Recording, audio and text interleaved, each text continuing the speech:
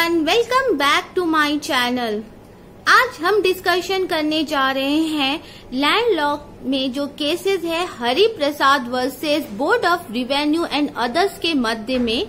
जिसमें appeal, revision और review को समझाया गया है।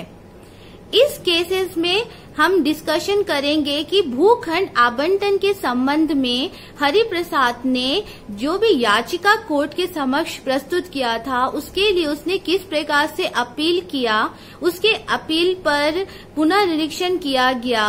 और रिवीजन किया गया और किस प्रकार से उसे रिव्यू के लिए भेजा गया। इस केस का जो रेफरेंस है वो है 1964 MPLJ 370 और इस केस का जो सब्जेक्ट का टॉपिक है वो है लैंड रिवेन्यू कोड के सेक्शन 50 और जो लैंड आवंटन के सेक्शन 244 से रिलेटेड है। इस केस का जो फैक्ट है वो ये है कि जो रेवाराम जो अन्य थे, जो उत्तरार्थी थे, उसने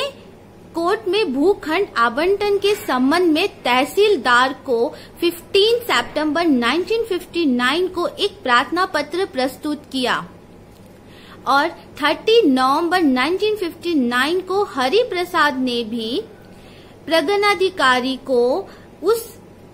भूखंड आवंटन के संबंध में एक प्रार्थना पत्र प्रस्तुत किया। तो जो प्रगणाधिकारी है उसने तहसीलदार से एक रिपोर्ट मांगी। तो तहसीलदार ने जो भी हरि प्रसाद से जो प्रार्थना पत्र उसे रिसीव हुआ था, उसके संबंध में उसने रिपोर्ट बनाकर प्रगणाधिकारी को उसने क्या किया,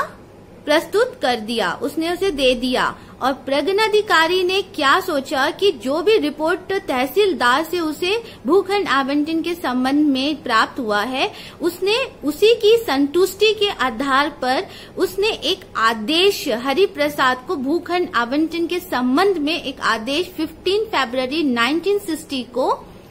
पास कर दिया। तो वहां पर क्या हुआ, जैसे तहसीलदार ने प्रगणाधिकारी के आदेशानुसार उसने क्या किया, जो 4 मार्च 1960 को उसने एक पट्टा जो है वो हरि प्रसाद के नाम आवंटित कर दिया।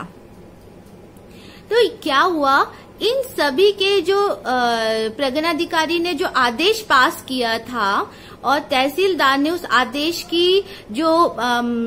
वैलिड रख कर उसने जो भी डिसीजन दिया था, इसके अगेंस्ट में जो प्रथम अपील किया गया, कहाँ पर, कमिश्नर कोर्ट में। तो जब कमिश्नर कोर्ट में जब प्रथम अपील करा तो वो अपील क्या हो गई, निरस्त हो गई। अपील निरस्त होने पर अपील जो है वो बोर्ड ऑफ रिवेन्यू को किया गया। जब बोर्ड ऑफ रिवेन्यू में अपील किया गया तो वहां पर ये कहा गया कि अपील जो है वो सही कारणों से निरस्त किया गया। अब वो कारण क्या थे, जैसा कि हमें पता है कुछ आदेशों का क्या किया जा सकता, अपील नहीं किया जा सकता। तो तहसीलदार के आदेशों के खिलाफ में अपील नहीं की जा सकती, तो इसलिए जो अपील है वो निरस्त सही रूप से किया गया। लेकिन बोर्ड ऑफ रिवेन्यू का एक और मत यह भी था कि जो सेक्शन 50 है उसके अंतर्गत जो बोर्ड होते हैं उनको ये कुछ ऐसे अथॉरिटी, ऐसे पावर्स होते हैं कि वो क्या कर सकती है, जो डॉक्यूमेंट होती है उन डॉक्यूमेंट को खुद से वो क्या कर सकती है, निरीक्षण कर सकती है। तो जो बोर्ड ऑफ रिवेन्यू में जब ये केस पुनः निरीक्षण के लिए आया तो जो उसे ये पावर है कि अगर वो इस चीज का निरीक्षण करे कि जो भी आदेश प्रगणाधिकारी द्वारा पास किया गया था वो सही है कि नहीं है, और यदि इसमें किसी भी प्रकार का त्रुटि या फिर कोई भी दोष पाया जाता या नियमों का उल्लंघन पाया जाता है तो आदेश जो है उसको निरस्त किया जा सकता है। तो जो बोर्ड है जब उसने क्या किया था, इसे परीक्षण किया था, जब जांच किया था उसने, तो उसने क्या पाया कि वहां पर जो 244 जो अलॉटमेंट के जो सेक्शन 244 है उसके अंतर्गत जो रूल्स है वो 14 और 15 के अंतर्गत यहाँ पर क्या हुआ था, नियमों का उल्लंघन हुआ था, रूल ब्रेक किया गया था। और रूल ब्रेक में क्या होता है कि यदि भूखंड आवंटन के संबंध में यदि जो प्रार्थी अगर एक से अधिक है तो उस प्रकार का आवंटन जो है वो नीलामी के द्वारा किया जाना चाहिए। तो यहाँ पर क्या हुआ था, तहसीलदार के द्वारा जो भी आदेश पास किया गया था उसने हरिप्रसाद के प्रार्थना पत्र पर क्या हुआ था, किसी प्रकार का ध्यान नहीं दिया गया था। तो जो तहसीलदार के खिलाफ जो भी उसने आदेश जो पास किया था उसने भूखंड आवंटन के खिलाफ में,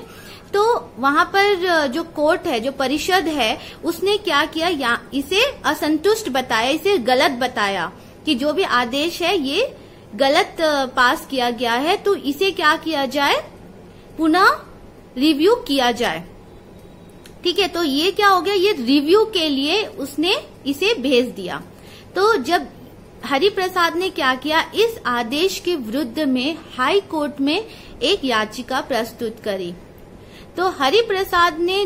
किसके तहत में, उसने कॉन्स्टिट्यूशन के जो अनुच्छेद 216 के अंतर्गत उसने ये याचिका प्रस्तुत किया और उसने क्या बोला कि जो भी आदेश पास किया गया है इसे अपास्त किया जाए, निरस्त किया जाए।